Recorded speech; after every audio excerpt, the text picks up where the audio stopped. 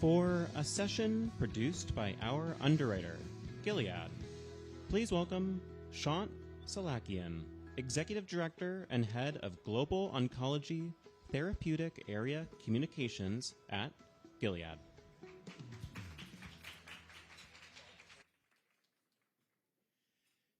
Cancer steals the moments that make us. Cancer steals possibility. But at Gilead Oncology, we are taking it back because we refuse to accept that cancer can still take the ones we love. Today's panel discussion will focus and highlight that though cancer takes possibility, we as an oncology community are taking it back. I'd like to thank The Atlantic for hosting this panel, and on behalf of Gilead Oncology, welcome you to this session. Our panel today will be moderated by my colleague, Cathy, Senior Director of Advocacy at Gilead Oncology, and will feature, and you will hear the inspiring stories of Jaymie, an entrepreneur, an advocate, and lung cancer warrior. Emma, a wife, a nurse, and a metastatic breast cancer survivor. And you'll also hear from Darcy, the head of the advocacy organization, Latinas Contra Cancer. I am certain that their stories will inspire you. Let's give them a warm welcome.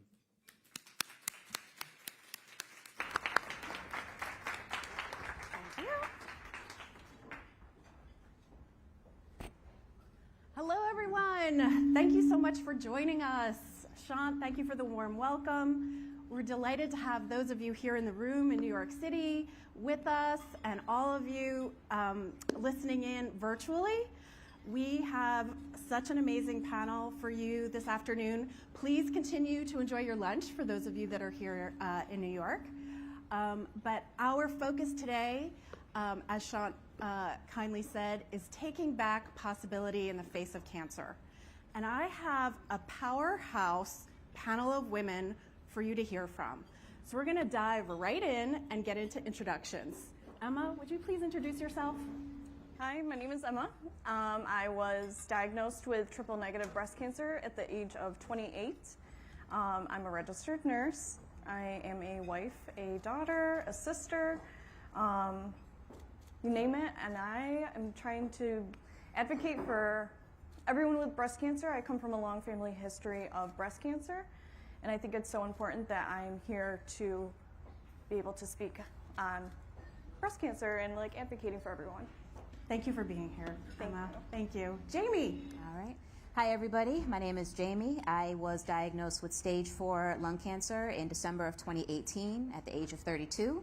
And I am now a fierce lung cancer warrior. I'm an advocate and entrepreneur, and I am really, really happy and excited to be here today to share my story with you. And I hope that it motivates and inspires you guys to take action in your lives as well. We appreciate your being here, Jaymie. Darcy. I'm so honored to be here. My name is Darcy Green, Executive Director at Latinas Contra Cancer. We're a health justice organization. It's been around 20 years, serving the Latino community on issues of cancer. It is a profound honor to be here on the panel today. It is our honor, so thank you, Darcy. We have so many great questions for this panel, but before we dive in, I'm going to do a little bit of audience interaction. It's very short, I promise it will be painless, but I'd love to ask those of you here in the room and those listening online to please raise your hands if you've ever felt unseen or unheard as you've had to deal with a health issue. I saw one person's hand go right up immediately. Wow, there's a lot of hands up. Please keep them raised. Have you also had to champion your own health care? Have you had to advocate for yourself, fight for yourself? I'm not just seeing hands raised, I'm seeing people waving. Yeah. So thank you. And for those of you participating virtually, we honor you and we recognize that you might be feeling that same way.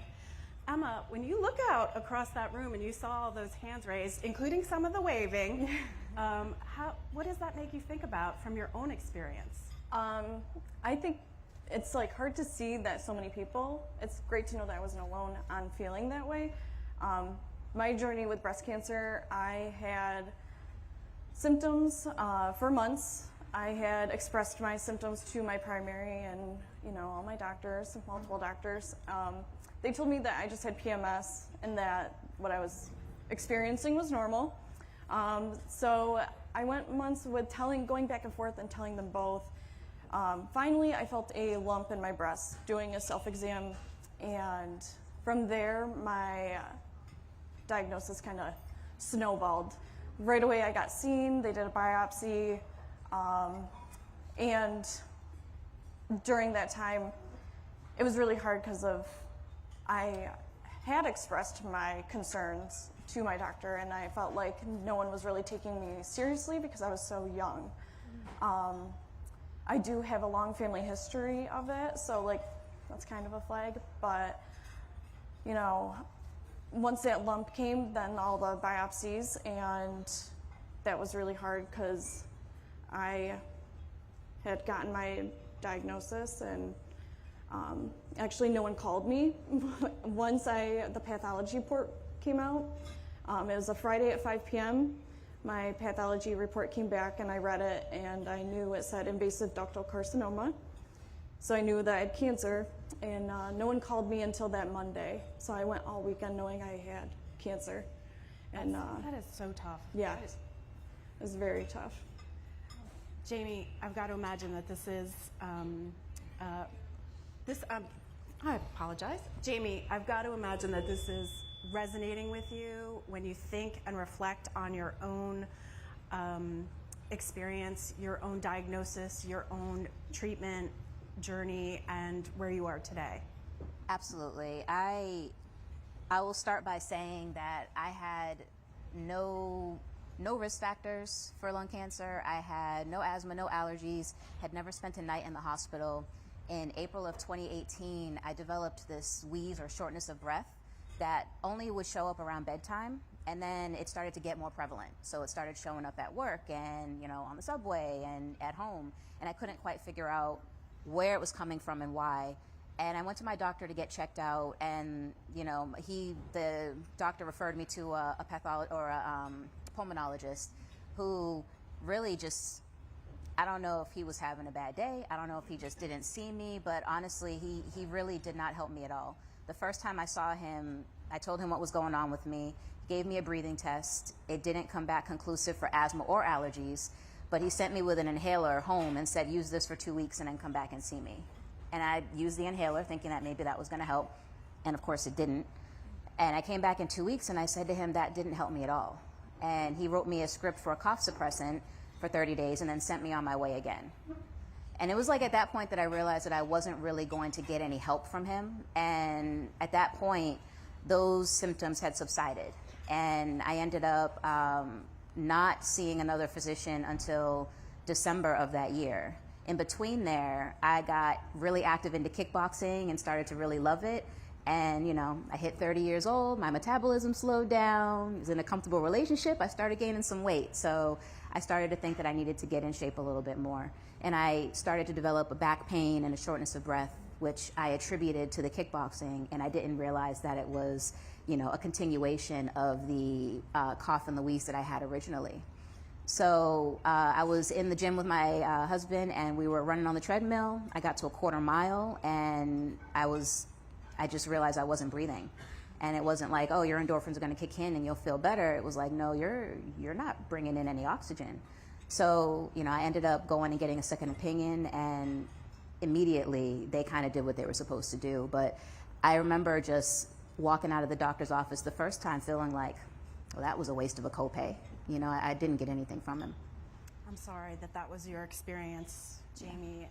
And I see Darcy shaking her head. And Darcy, in the work that you do at Latinas Contra Cancer, I know that you hear stories like Jaymie's and Emma's all the time. You recently participated in the Color of Cancer event where healthcare disparities were highlighted and amplified. How do stories that you hear every day in your work and stories like Emma and Jaymie's inspire you to do what you do? Yeah, I mean, these are Emma and Jaymie's stories, but they are also the stories of so many other patients in this country and across the world. And what we know at Latinas Contra Cancer and what we've seen is that healthcare is frustrating and it's complicated in ways that are unfair, in ways that are very unnecessary. And nobody should have to battle that uphill battle alone, let alone have to battle the battle in addition to cancer, navigating all these very complicated systems. It's just really not right. And so when we were participated in the Color of Cancer event, I talked a lot about cancer and the connection between cancer and the issues of social justice, and that the health disparities that disproportionately some people face within their cancer journey in the healthcare system are not natural occurrences, right? These health disparities are not natural occurrences. They're there because of policies that cement that in, or public policies that don't protect vulnerable patients, and are very preventable and also predictable. And as an organization, the reason that we consider ourselves a health justice organization is because of these stories. Because cancer is hard enough, and you shouldn't also have to fight for care. Cancer is hard enough, absolutely. And you know, you and I, in preparing for today, Darcy, we're talking about the experience of cancer, not just at the time of diagnosis and throughout treatment, but also post-treatment and the life beyond cancer. And we talked about how sometimes the impact after treatment or after the scans are completed can be just as difficult, if not more so, than when you're going through your experience. Can you talk a little bit about that? Yes. So the diagnosis itself can sometimes push families and households and individual patients into a level of social and economic distress that they were not already experiencing before the diagnosis.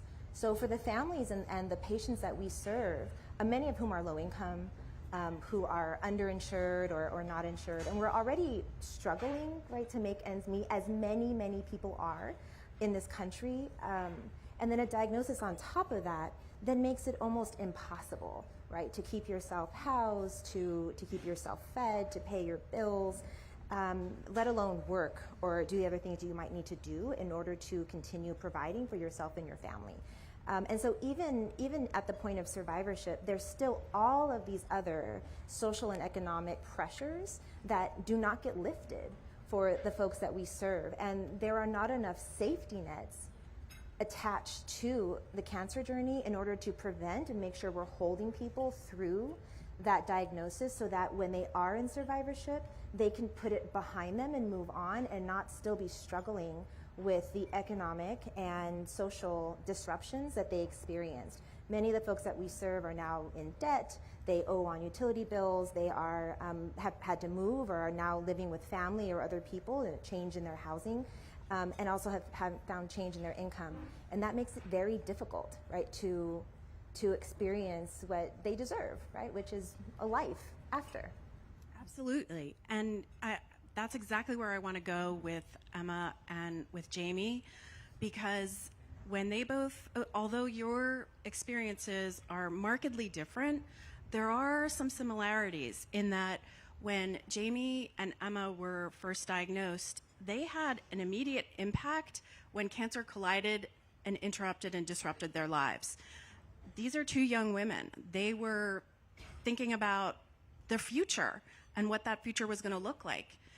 Are you both comfortable sharing a little bit about the decisions that you had to make immediately after diagnosis, that confluence of decisions, those issues that came up for you immediately? Jaymie, if you'd like to start. Yeah.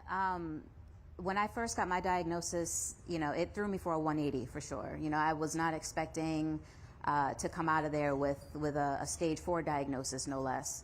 But really what I did was, as soon as I was sitting in the office with the oncologist, somehow, and I don't know how I did this, because I really always say that I experienced that meeting with my oncologist the first time as like an outer body experience. I don't remember when people ask me what I was thinking, what I was feeling, I'm like, I really can't tell you, because I just was still not fully processing that at 32 years old, never having smoked and no history of cancer in my family, I'm sitting here with lung cancer. It didn't make sense to me. It just went against everything I understood at the time.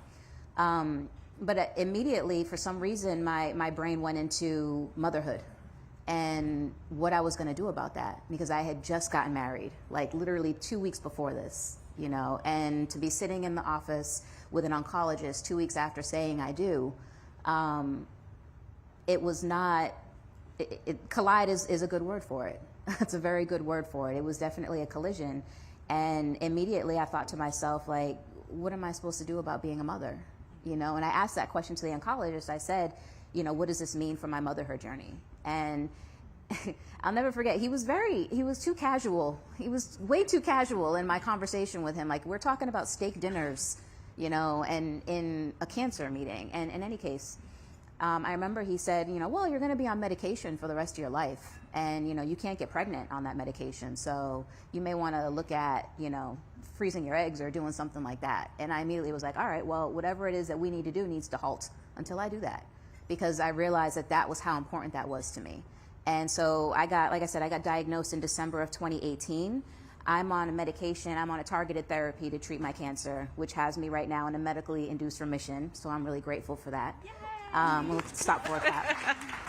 But I didn't do anything about it from December when I was diagnosed until the end of January, because I said I'm going through the IVF process to freeze my eggs and make sure whatever semblance of possibility I have left to be a mother, I preserve it. And so I have that, and I did that, and I don't know how or why I thought of it. I just immediately, it's like my brain went into like survival mode and just came up with that question. And that's just one of the many ways and one of the many things that I've had to think about and pivot around in terms of this diagnosis. But it's definitely the biggest one that I had. Like, the biggest pivot for me was figuring out the motherhood thing. And you've been very transparent and visible on social media about that journey. Yeah. I mean, you kind of have to be. I feel like in this day and age, lung cancer is such a stigmatized disease because of the you know, attachment to smoking. You know, people just assume you did it to yourself. You know, but I'm sitting here at age 36 now, never having smoked with stage 4 lung cancer, and I'm still not a candidate to get screened for lung cancer. So clearly there's something wrong with the system. But you have to be transparent in your journey. You have to tell people the good, the bad, and the ugly. You can't just tell people the good because you're painting a wrong picture. And I feel like for so many years, that's kind of what we've all gotten as people on this planet, that, you know, if you smoke, you get lung cancer. If you smoke, you get lung cancer. That's only part of the picture. Smoking is not the only risk factor to get lung cancer. And so I feel like you have to do a full service to people when you have a diagnosis like this and share your journey, because there's a lot of people who can't, who don't feel compelled to share their journey, who don't feel like they can speak for themselves or speak up for themselves. And if you have the wherewithal and you have the ability to do so, I feel like you really should try to, because there are those that can't do it, haven't been able to do it, or don't know how.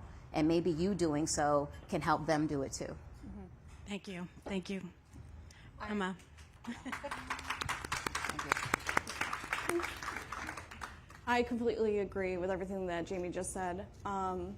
As a registered nurse, I do have that medical background. So for me, I am surrounded by people in my field that know things. So, I mean, I went into there and the first thing I did was freeze my eggs before I started treatment. It does make it hard because I was 28 and I also just got married. So the thought of having kids is a beautiful thing that everyone should experience, but I think with cancer, it kind of takes a little bit more hesitant on starting that next step of your life, right? Mm-hmm. So I am honored that I was able to freeze my eggs, but I'm also terrified at the possibility of what could happen. So I think for advocating for myself, I'm not just doing it for me, I'm doing it for people who don't even know that they could maybe even get cancer, or the people who have passed that felt that they didn't know what to do and they passed of cancer, or anything like that. So for me, it's changed a lot in my life, and it's hard, but I'm also grateful for that, because I just think that I take every day with stride, and there's just so much in life to be grateful for. And like freezing my eggs, I might be able to have kids one day, so that's great. But I'm also just, it's a lot. It's a lot to go through. When you get your diagnosis, you just kind of get everything thrown at you at once, and having to make all these very fast-paced choices on your health and your future health is hard. Yeah, as young as you were, as just recently, both of you newlyweds, I can't imagine having to face all of those decisions so abruptly, so quickly, and I'm happy for both of you as to where you are right now. Thank you. So you've heard us talking a lot about challenges, but this trio of women, you can tell they are using their voices, they are advocating for themselves, they're championing their own health. And so I want to talk a little bit about, yes, cancer steals possibility, but these three women are examples of how we are taking possibility back. And I'd love to just dig in a little bit with all three of you. Can you share for those folks who might be looking to learn more, living with cancer, looking to learn more, looking to become advocates for themselves? Jaymie, you said, if I can share my voice and help encourage someone else to speak up, that's part of it for you. But what tips, suggestions do you have for others who are looking to inform themselves and speak up for themselves and advocate for themselves so that they too can take possibility back? Darcy, I'm going to start with you. When I thought about the title of this panel, Taking Back Possibility, I was thinking about what does that mean to me as an individual advocate? What does that mean to our organization, Latinas Contra Cancer? And I thought of three things. If we could take anything away, at least from what we're doing at LCC. And the first one is cancer as a matter of social justice, right? So if we start from the very basic level of everybody deserves quality care, and what do we have to do in order to make sure that everybody, regardless of their ethnicity, race, language, zip code, employment, stages in their lives, deserves quality care, we can start to have better conversations about how we get them there. So cancer as a matter of social justice. The second is about equity. We can have all of the advancements. We can invest in technology. We can invest in lots of new ways to be better around the issue of cancer. But if we're not doing it through the lens of equity right from the front, there will always be some populations of patients, and disproportionately low-income patients and patients of color, rural patients, who will be left behind before they're brought up. So equity has to be at the forefront of all of the advancements we make in the area of cancer. And the third thing, so social justice, cancer is a social justice issue, cancer as an issue of equity and starting from a foundation of equity. And then the third thing that we're doing, and we do those things, right? We're a social justice organization, we work in the area of equity. The third thing is building powerful patient populations. Patients have to not only feel powerful, but be powerful. Leveling out the power dynamic that exists between patients and healthcare systems. We heard earlier about all of the different gaps, and if it were not for their ferocious advocacy on behalf of themselves, it might be a different story. And so how do we enable, and I hesitate to use the word empower because I believe that everyone that we serve is very powerful already, right? So it just, hospitals and healthcare is just complicated, right? So how do we get people the language of healthcare? So at Latinas Contra Cancer, we think a lot about how we build the power of patients, how we organize patients, how we educate patients, not just about cancer, but about their rights as patients, what's involved in their insurance, what demands or asks can they be making for themselves to their healthcare provider. And if we can start to make sure that patient populations, especially those that are most vulnerable to the health disparities that exist within cancer, are powerful and know how to use that power to effectively advocate for themselves and their loved ones, we can get closer to making sure that we are taking back the possibility that cancer can steal. When I listen to you, Darcy, what What's the response to people that avail themselves of Latinas, Contra Cancer's resources, information, education? Tell us about some of the people that you work with, and after they've met you and after they've engaged with the organization, what is their response? Well, first, let me tell you, it's an honor for me. I am like the least important person at LCC. So there's there's an amazing team of people at our organization who come from the community that we serve, who have similar life experiences to the people that we serve, and who are out there every single day working at that intersection of health justice and cancer. And then there's the folks who we serve, who are good at advocating for themselves, have come here from another country, have advocated for their children in their school systems, have advocated at social services, have advocated in other places.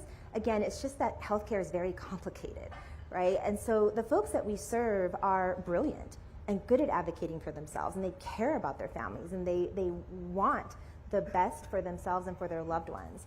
And this diagnosis comes right as they're already holding everything together, and it just is like the straw, right? The straw that breaks the camel's back, or so they say.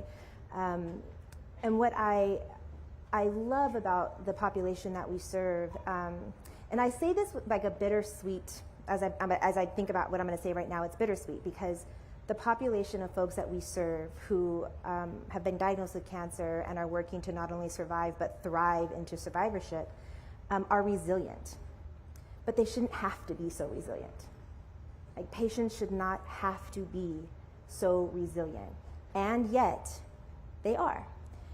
So I get a lot of hope, right? I get a lot of inspiration from the clients that we serve, and just seeing how many obstacles they overcome to achieve that justice for themselves and for their families. And so in the midst of all of the social injustice that exists in the area of cancer, in the midst of really desperate situations that we experience with our clients every single day, even in the midst of really, really hard, tough, sometimes even traumatic conversations that we have, the least I can do is stay hopeful, because as a discipline, and because they're doing so much to move themselves forward. And we wholeheartedly believe that we all created these systems, and we can create improved ones too, right? And so we're very hopeful as an organization because of the people that we serve. Thank you. Thanks for that, Darcy. Emma, what advice, suggestions, tips would you have for someone who is advocating for themselves or a loved one who's going through cancer?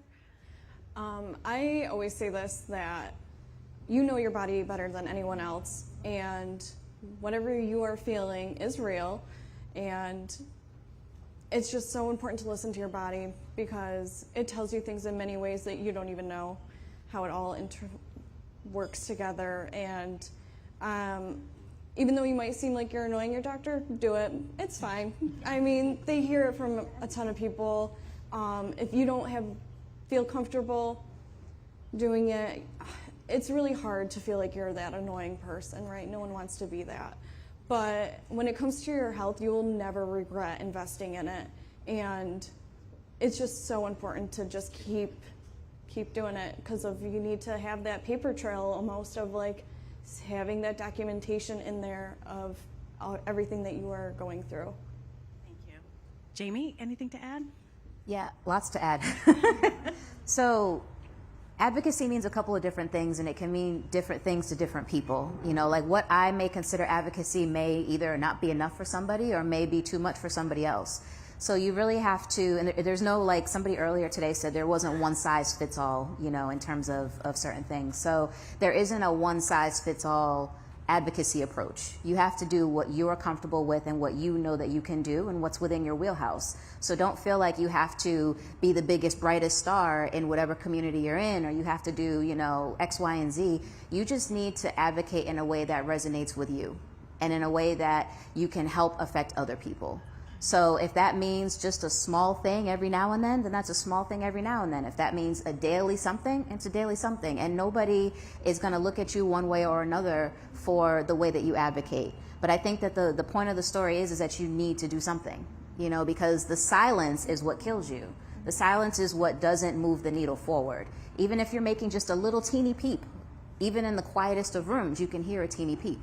So you have to make sure that whatever you're doing, you're comfortable with. You have to make sure that you're just doing something. And at the end of the day, you know, if you feel like you've helped at least one person, job accomplished, you know, because the each one teach one is a snowball effect. And if each of us do something for somebody else, think about the impact that that can make.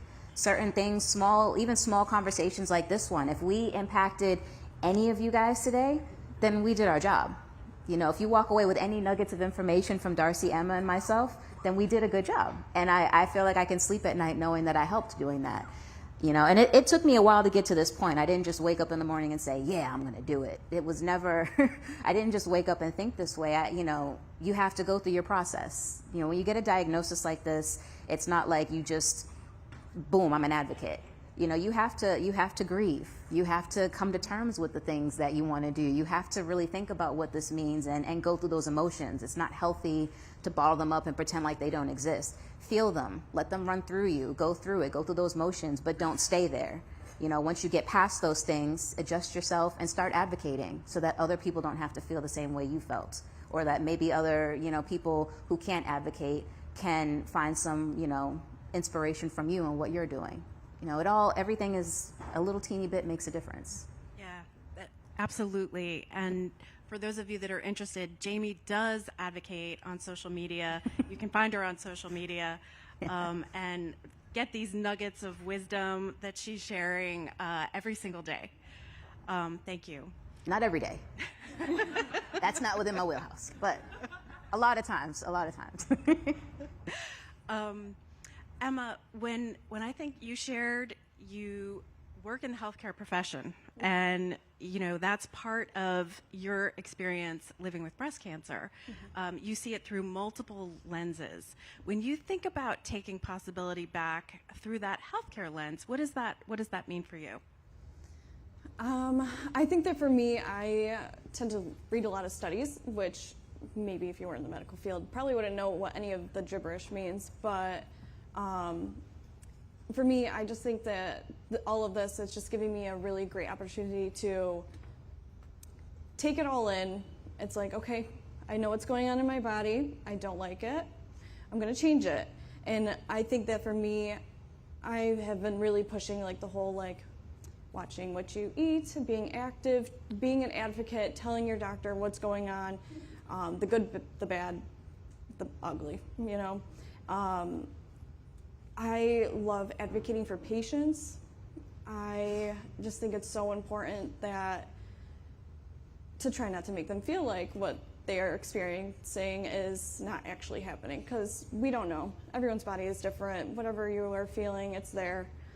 And I think that all of this, although it's been terrible, I have had just switched the role of it and been like, you know what, this is actually maybe a good thing. And I can teach others, I can do this, I can change my life and hopefully advocate for others in this role.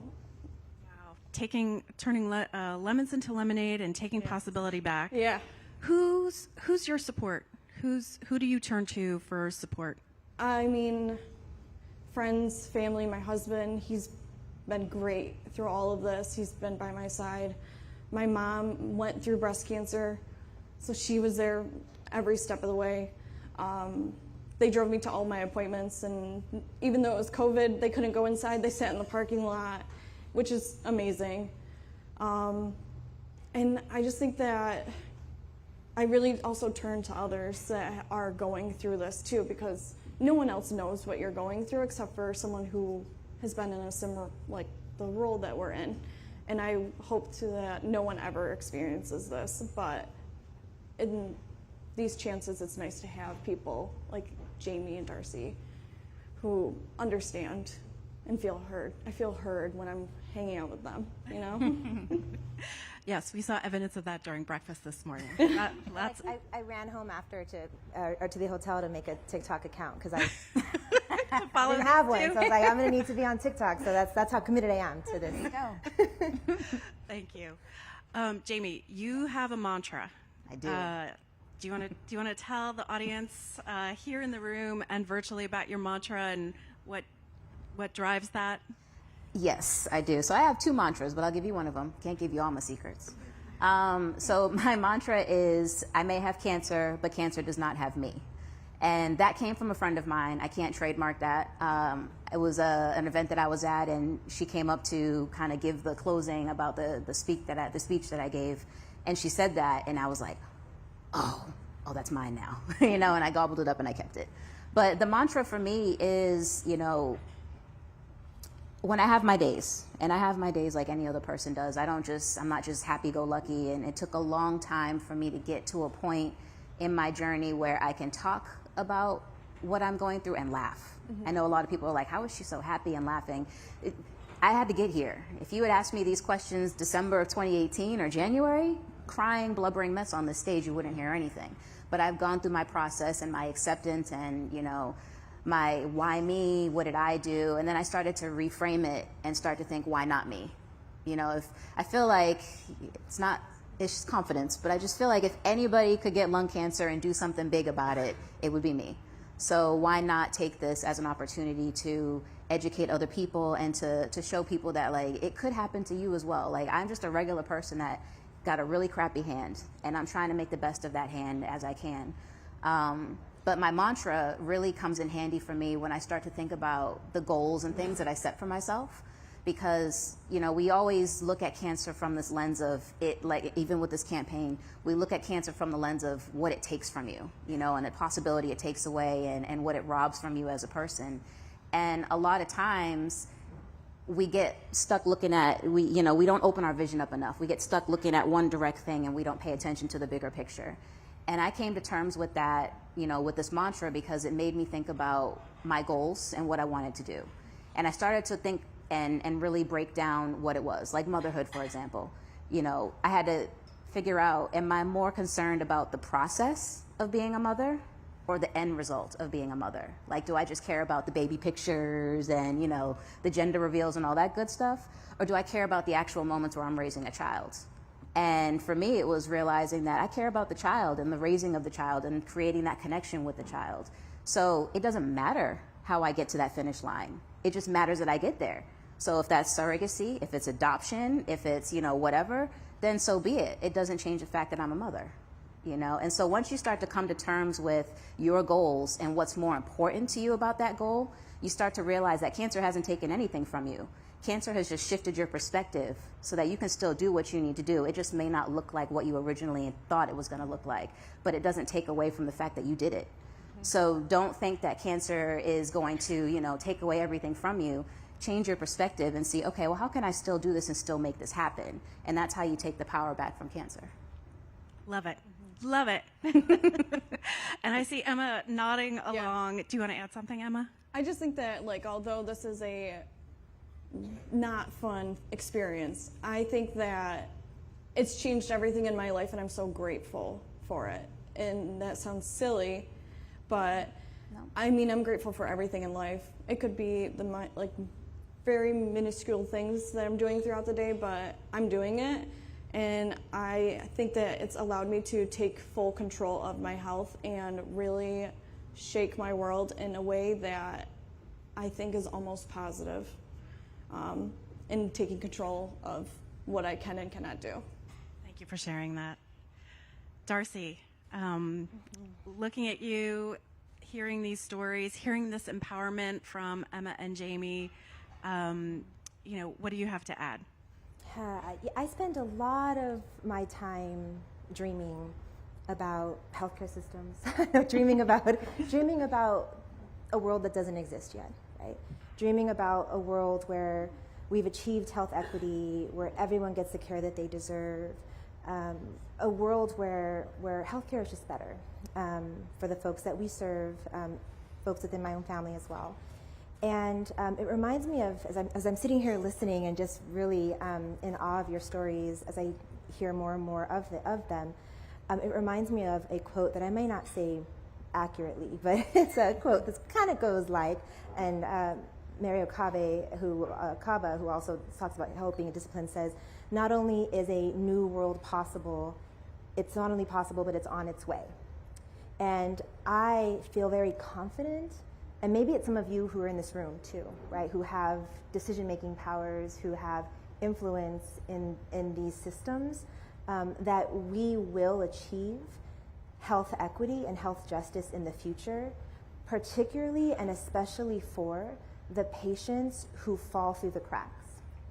I can, after hearing these stories and being a part of this panel today, even more clearly see a healthcare system where equity and justice is within it. And to where we are as one community really fighting people versus cancer and doing it from a place of equity. And so I'm just feeling, in addition to continuing to feel honored, just deeply inspired and hopeful by what becomes possible when we continue to have these conversations, what becomes possible when we continue to have events like this, and what becomes possible when we, as you mentioned, turn the narrative around and look through a different lens about the issue of cancer. Thanks, Darcy. And as we predicted, this time flew with all of you, both here in the room and online, and we only have a few minutes left. But I want to give each of our panelists just an opportunity to share one final takeaway, one thing that if you wanted this audience to leave with today, if you could share that. Emma, you want to start? Oh, sure. I think that the biggest thing is like that you can take control of your health even though you might not be dealt the best cards. You have the opportunity to voice yourself and change it, and hopefully by you speaking up, it can help others speak up and change the future of healthcare too. Awesome, thank you. Darcy? What I'm thinking about is whichever role you're playing in the cancer continuum, whatever position you're holding, whatever role it is that you're playing, whatever brought you here today, whatever that title or job might be, you have the ability to advocate. You can be an advocate wherever you are. You can be an advocate individually, you can join with others and be an advocate collectively, you can join with communities and be part of communities of advocates. And the one thing I'd like to leave you all with today is find the place within what you do on a daily basis where you are going to contribute to the amazing advocacy that's happening every single day across this country. Yeah. Thank you. Thanks, Darcy. And Jaymie, we're going to end with you. No pressure. No pressure. Just end with me. If I could leave, can I leave two things? Sure. Okay, cool. Yes, absolutely. The first thing I wanted, because Darcy just brought something to the forefront of my mind, in exactly what she said, find your pocket of advocacy that works for you. And remember that it's, it could be just as simple as educating people and correcting people. There's a lot of times where people will look at me and go, oh, but you didn't smoke. And I'll stop them right there and say, I know you think that. However, that's not the only way you get lung cancer. So taking people as soon as you get them and re-educating them immediately is a form of advocacy. It's a very, very easy form of advocacy. You're just correcting and adjusting for stigmas and things. That's super important. So to tie that into everything, just find that lane that works for you, but get involved somehow and help the fight move forward. Because if you're, the quietness and the silence is what keeps the needle from moving forward altogether. And my final thought is, this is not just for cancer, this is just for general life advice. Like I mentioned earlier, figure out what your goals are and really figure out if you're more concerned with the process or the end result. And that's gonna really tell you and really open up opportunities for you to make your goals possible. Sometimes we set these goals for ourselves and think they're super lofty and we can't do them and it's just pie in the sky kind of stuff. But a lot of times if you really break down what that goal is and what it is about that goal that you're really passionate about, you can find alternative ways to get there. you know, and like I said, it may not look like what you originally set out or what you originally planned for it to look like, but if all you care about is that end result, that doesn't matter. It doesn't matter if I took a zigzag to get to my point A or my point B. The point is, I'm there. So once you come to terms with those kind of feelings and those decisions, that will help you craft, you know, easier ways to get to your goals, whether it's in cancer, real life, whatever it is you're looking to do. So that is my nugget that I will leave with you guys. Thank you so much, Jaymie. We talked a lot about how cancer can steal possibility, but we talked even more today about how we can take possibility back. And so I'm hoping that we're leaving you with lots of good nuggets, wisdom to take into your daily lives, as our panelists have described. And if you'd like to learn more about the Taking Possibility Back in the Face of Cancer campaign, you can go to www.gilead.com. I'd like to thank all of you here in the room. I'd like to thank all of you participating virtually. I'd like to give a special shout out to my Gilead colleagues who are watching in viewing rooms in Foster City, California and Parsippany, New Jersey. But can we give this amazing panel just a huge round of applause? Thank you.